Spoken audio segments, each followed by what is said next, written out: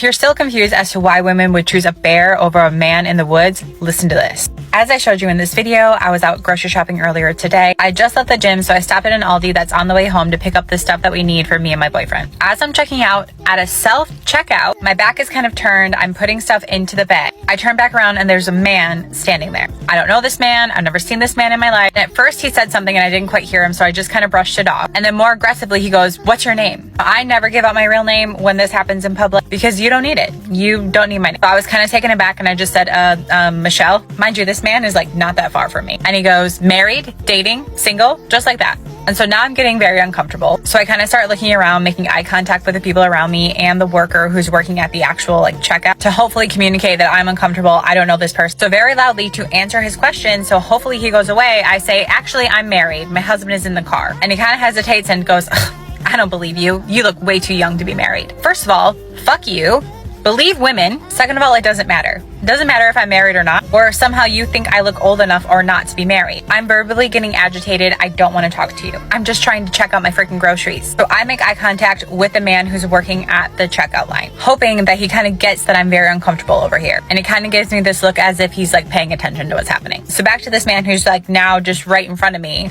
I go, "Well, I'm not that young. I'm actually 34. When I say that, he starts to take a step towards me and he starts to say something. I go into panic mode. I take a step back, but there's only so far back I can go because I'm backing into a wall. And thankfully, at that moment, the worker goes, "Sir, you need to leave her alone and get out or I'm going to throw you out." And thankfully, the guy stops and he backs away and then he leaves. People around me ask if I'm okay. I say I'm fine.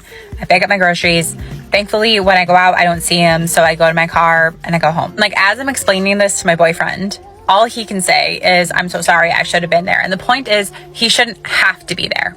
Stuff like that just shouldn't happen. We are in a grocery store. I am in a self-checkout line, just trying to get my groceries and go. I did not make eye contact with this man when I was out shopping. I didn't put off any signs, any inclination that I wanted you to talk to me, that I was interested in having a conversation even when you were talking to me. And when I said I was married, that should have been key enough for you to just leave me alone. I wasn't asking for it. I was in a freaking grocery store. If you're a man who is right now really surprised that so many women have picked the company of a bear in the woods, let me talk to you for a second. Part of the premise of the question is that you are alone with the bear in the woods, or that you don't know anybody else in the woods. The part that should be louder to men is that part. You're alone. It's just you and the bear, or it's just you and the man. I spent the first few years of my life not living with a man. I was an only child and I lived with my mom and my grandma. My mom was very, very selective about whom she ever left me around. And obviously, growing up without a man in the house, I was curious about men. I was like, who are these people? What are they like, And my mom would bring me to work a lot, but she was very, very selective, never ever left me alone with anybody. I can count on one hand the men that I was ever left alone with as a child and how each one of those times went for me. Okay. First man that I remember spending any large amounts of time around, specifically without my mom there, was a receptionist at the place where she worked. And he was an older man and he had a bunch of kids and super sweet dude. And even with him, she'd always make sure she stuck around. She only ever left me with him if there was an emergency. He couldn't leave me with a woman. I also remember distinctly being left alone with a young man who was probably in his late teens, probably 16, 17, 18, the son of the director of her company. I would come into work with her. She would let me go and see him and hang out with him, and he'd give me piggyback rides around the building and stuff like that. And I remember distinctly the last time that I ever wanted to spend time with him. And I was sitting in his lap in one of the offices. I was looking around at the office supplies on his desk, and I noticed one of those tiny staplers, tiny little staplers, and I'd never seen one before. And I was like, "Oh my God, why is that one so tiny?" And he said something along the lines of you should never say that around a boy, or something like that. Don't make sure you don't say that to a boy, or something like that. And I was young, I was 5 or something. This is one of my earliest memories. I just remember coming online at that moment and being beside myself, being what did he just say to me? What the fuck?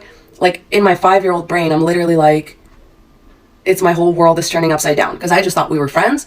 And I was very well aware of the fact that I was a kid and that people shouldn't be saying stuff like that to me. So I remember literally being getting off his lap and never trying to hang out with him again. Third man I've ever been like left alone with, and not really alone, but this is just to give you an idea of like really how few men there were and how selective my mom was. The third man was my neighbor's grandfather. He was a retired pilot, and he didn't live with my best friend, but he would come down sometimes and walk us to school and like tell us cool stories about his life and like planes and being a pilot, and he always wore his like uniform, and he was super cool. But again, this is a result of my mom and grandma being extremely selective and careful about this. Fourth man that I was ever left alone with was a friend's dad, who also happened to be a deacon at the church that we would attend sometimes. They lived a couple apartments down from us, and I told her my apartment complex has a pool, and so she should come swim, and she said, oh, that's cool, yeah. My dad said he can watch us because you had to have an adult there to supervise if you were under 18 or something. And I remember feeling uneasy when we first went to the pool together because he didn't bring anything else like to do. He like just watched us, like he just watched.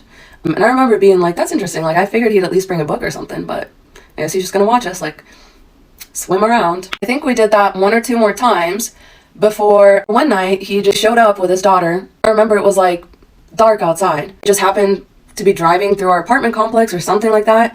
Anyways, my friend was like, oh yeah, my dad was gonna drop me off to like rollerblade here. And he was like, yeah, go rollerblade. I'm not willing to talk about the details of what happened next, but he assaulted me. The moment that he and I were alone, like the minute his daughter turned her back. Again, these were men that were vetted. These were men that looked like any other man, right? Like, you know, y'all realize like men all look kind of the same. You can't tell who a predator is by looking at them. The point is, you never know. And the point is, a lot of men will do shit when they're alone with you that is inappropriate. It's like more rare that a man won't. Because again, as a child, I was 2 for 2 as a child. So the fourth one happened when I was in the 6th grade. And so then a couple years later, I was hanging out at my best friend's house, and they always had like people in and out of their house. Like they were another European family. They always had people in and out of their house, and they had one of her dad's friends, like who was also a truck driver, staying with them. And my friend and her parents were gonna go furniture shopping that day, and I was like, I didn't even know that was happening. Usually I would just come with them. Like usually it was no big deal. Like for some reason this time, she came into her room and she was like, hey, you know, like my parents want to go furniture shopping today, but my dad was wondering like if you could just stay back because like we might need like the extra room in the car. He just wants it to be like a family affair or whatever. Like I remember the reasoning being a little wonky. Like I'm not gonna speculate as to why, but the reasoning was a little bit weird, and I was like, I immediately got so like my body went into like a panic because I was like, so I'm gonna have to stay here with this man. And she was like, oh no, that's like just this guy. No, he's so great, like he's so nice, like no, we love him, like whatever. And I was like beside myself. Like I was like starting to cry. Like I was literally like, please don't make me do this. Like I was like, okay, can you guys just wait here? Like I'll call my parents, I'll have my dad pick me up. Like no problem. I don't care if I go with you, but I'm not staying here with this man. And her dad was like, oh, whoa, no, that's okay, just come with us. Like it's fine. You know, like it was squashed like immediately, right? But just so you know, that's why women say the bear. Because like once you have had enough personal experiences, of which I've only had a handful, mind you. But once you've had enough of these kinds of experiences, and like once you know as a woman what men do behind closed doors when they think nobody's looking, yeah, you just start to try to avoid that situation at all costs. All of these scenarios and situations, I was a literal child. If they would do that kind of stuff to a child, what's the line? What's the line? I'll throw in a bonus one for you. I just remembered I was like 6 or 7, and my best friend's stepfather was giving us a ride in his car, and it was kind of a big deal because I lived in Ukraine, and so we for the most part use public transport. And I was like, oh, this is cool, I get to ride in a car. And I remember he like let us taste his coffee, and I remember it was so sugary. Like I was like, oh my god, how much sugar did he put in? Anyways, found out later he had been graping her like every single night for years and years and years and years. And her mom knew. So yeah, it's always gonna be the bear. It's always gonna be the bear, and it's not even fucking close. But if you were wondering, this is why. And a lot more women than you think have either a similar lived experience to me or worse. And so if I were you, I'd start fucking asking more questions rather than being like appalled at their choice. Because men don't do the same things when they're alone with other men that they do when they're alone with women. And so if I'm picking somebody to be alone with in any situation, it's not going to be a man. It's going to be a shark. It's going to be a lion, a bear, a fucking alien. I don't care. It's not going to be a man because I know what men do. Okay? The other situation is like, let's find out. I'm curious. Okay? But with men, the surprise has been spoiled, and nobody wants to take their chances with that. I hope that helps. Godspeed. My 9-year-old is learning what it means to choose the bear, and it infuriates me. Here's the story. For the 4th time My daughter got in the car today after school and told me about how yet again a boy or a man at her school has either touched her inappropriately or has said very inappropriate things to her. Now, she's been touched twice inappropriately. The first time was by a man at the school, and I do not think that there was malicious intent in this, but I will never tell my kids, oh, they don't mean anything by it, it's okay, just because that is teaching them that it is okay that when they are uncomfortable when a man touches them, that they just need to be okay with it. No, no, no, no. If she does not like being touched, she can say, please do not touch me. And since this was an adult, she did not feel comfortable with that. So when this person did it for the third time, because we were just thinking, oh, maybe this was just a one-off, or no, when it happened for the third time, I made an appointment with the principal. And when I say the third time, he's pulling on her braid. She did not like it. It jerks the head back. There's a lot of things there. She did not like it. I went and I talked to the principal, and he was appalled. He was apologetic, and it stopped. I do not feel like this person was doing it with malicious intent. But my daughter did not like it, and I will stand up for her and have it stop so she knows that she gets to say who gets to touch her, instead of teaching her, oh, it's okay, he doesn't mean anything by it. That sets her up for failure in the future. Last month, she was a part of a performance, and the boy behind her kept kicking her and would not stop after she asked him 3 times to stop. He would not stop. So I contacted her teacher to just say, hey, I know we're going to have another performance tomorrow. This is what happened today. Can you just talk to him and just make sure that he doesn't touch her inappropriately? And she was like, absolutely. I said, I'm sorry if this is an overreaction. She's like, no, it is not. That is not okay. And it didn't happen again.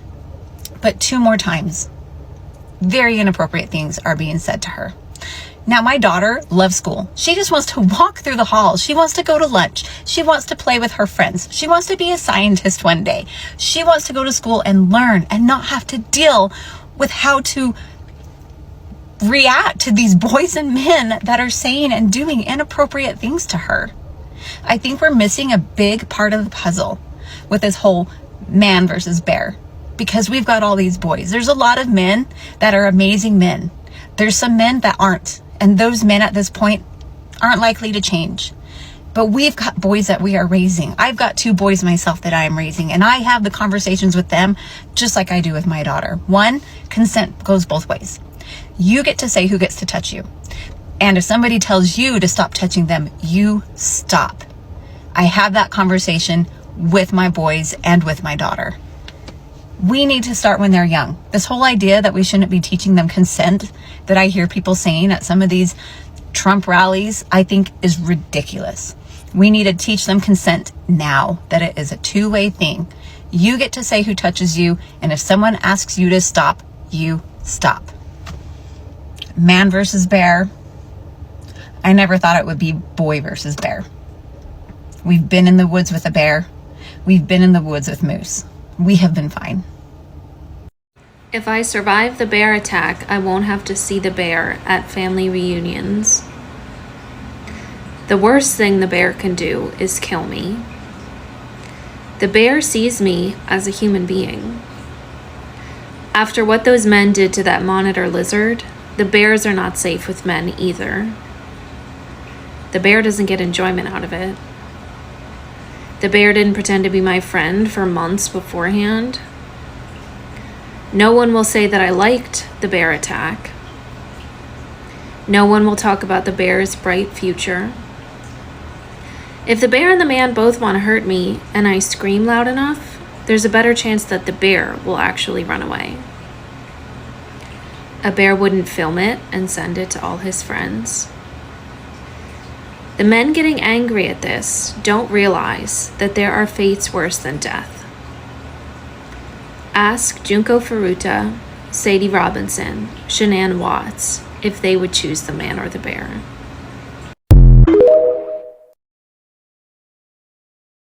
So imagine you're in a 6-year relationship and all of a sudden you wake up to your boyfriend eating your thigh. She thought this was a nightmare, but in reality he had spiked her Pepsi before bed. So when she's completely knocked out, he ends up cutting like a 3x4 of her leg the epidermis area. Oh my God. You know, saying this out loud really is nasty. A bear wouldn't do this. A bear would just go ahead and eat us. So when you hear someone say, we choose the bear, we're trying to say we recognize that it's an animal. And this animal is not going to go into a 6-year relationship with us and all of a sudden spike our Pepsi one night and cut a 3x4 section of our leg. That's what we're saying. We know what the bear's going to do, and we expect it's going to, you know, turn on its animalistic instinct. So her boyfriend ends up going to jail for about 5 years, and now he's up for parole. And by the way, the night he got arrested, apparently she did see some skin hanging out of his pocket. All right, he was treating that thing like beef jerky. Again, would a bear do this? I doubt it. I posted a video about me running into a black bear on a hiking trail, and I got so many responses like this, like, oh my god, I would have been so scared. And I saw so many black bears, I saw so many animals. Granted, I never saw any with cubs, but they all were just minding their own business. But the one time I was scared for my life, to make a short story long, it was this. So, mind you, the first week and a half, I had severe constipation, okay? We were in rural Eastern California. There was farms every direction you looked, okay? I got the urge to go. And I was like, fuck, I need to go. So God was with me as we were speeding to a gas station, to find a gas station. We get to the gas station. I run inside. So the women's bathroom is in, like, someone's in it. I wait all 3 seconds and I'm like, fuck it, I'm going to the men's bathroom. I sit down on the toilet about 20 seconds in. Okay, you know what? I did not have a peaceful poop once in 2 months, okay? I was so constipated. 20 seconds in, I hear, someone starts pounding on the door, and I was like, someone's in here. I immediately knew I fucked up. I sounded so much like a girl. I should have been like, someone's in here. And so now I'm like, now they know there's a woman in the men's bathroom, and they're pissed. 10 more seconds go by. You can start to see, like, the door is bowing open. There's, like, the deadbolt lock, and I can see the door bowing open. I send this text to Matt because I was legitimately, I started having a cold sweat. I was like, I'm not even fucking pooping at this point, okay? To him, I was like, he keeps banging and pounding on the door, and I was like, there is an angry man on the other side of the door. I cannot walk out. What the fuck? And also, what was he gonna do if he got the door open? Just whip it out and pee in the sink while I'm sitting on the toilet mid-wipe? Like, what? Push me off the toilet? What was he gonna do? What did he think was gonna happen if he ripped the fucking door open? Anyway, it was so, I never had walked out of a gas station. Matt was, like, waiting in the lobby area for me, like the candy area. I walked with, like, my tail out between my legs. I felt so awkward. This angry, large man was pacing back and forth, and I was just like, so that was the only time in the 2 months I was scared for my life. It was not because of a bear, okay? I would always choose the bear, not the man, okay? I would have gone and cuddled up next to that bear versus some of the men I saw on my road trip and how uncomfortable I felt. Anyway, that's my little story. There is a debate on TikTok on whether one would rather be trapped in the woods with a random man or with a bear. The women in the comments choose bear every time. They say the bear at least views the woman as a human being. That a man would not only lick his lips clean, but rob the woman her right to speak, they say. The bear at least won't shame or blame or constrain the woman's truth into hibernation. The bear won't slather honey all over their smile and disguise themselves as something sweet, unlike the man, whose canines are corroded with cavities and coercion as he presents his sugar-soaked version to the court after committing his crimes. At least the bear would leave bite marks and scars every time. At least there would be some sort of proof for the world to hear my cries as more than just a whine. The men in the comments often call the woman crazy for choosing bear. Says it's unfair that they are viewed as more predator than a polar or a grizzly. Well, I'll tell them that men view women as prey far more often than bears do. I'll tell them that a bear won't sexually assault you, won't feast on your bones, and the birds and the bees as they please won't be swarmed with schemes of how to sting your body and steal your honey, won't splinter your sovereignty for the sake of hardening their own wood. I'll tell them that the worst a bear could do is eat you. that they likely won't attack you unprovoked, that no one will say that I liked it or I was asking for it, that no one will say that the bear had such a bright future, that no one will ask what I was wearing, that a bear won't slip something into my drink or attack me in my place of work or at school or in my own bed, won't stuff my skeleton in a suitcase, bury me in the woods and burn the forest down after it's done. I'll tell them that less than 12 non-fatal bear conflicts happen every year. I'll ask them if they know the statistic for how often a man attacks. It's every 73 seconds. Translation: by the end of this poem, at least 2 more women will be added to the long list of those that are labeled survivor. In the end, a bear will always just be a bear, but a human will not always be humane. So if I was asked the question of whether I would rather be stuck in the woods with a random man or with a bear, I will choose bear every single time.